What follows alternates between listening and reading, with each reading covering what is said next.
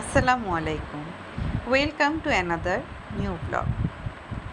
আজ আপনাদের সাথে শেয়ার করতে নিয়ে আসলাম আমার করা একটি শিবুরি টাইডাই।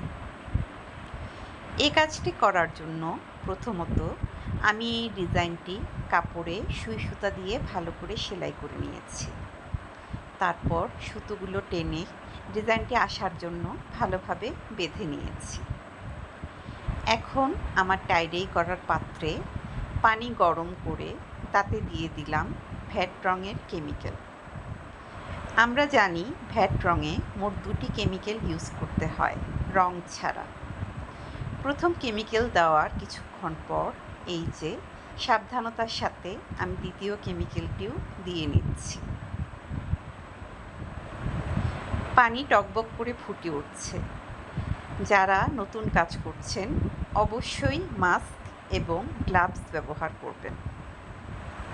পানি একটু স্বাভাবিক পর্যায়ে আসলে তারপর আমি দিয়ে দিচ্ছি আমার কাঙ্ক্ষিত রং।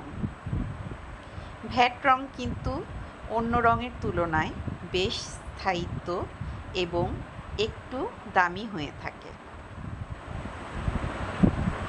ভালোভাবে নাড়াচাড়া করার পর রঙটি ভালোভাবে মিশে গেলে আমি এতে কাপড়টি দিয়ে দিচ্ছি।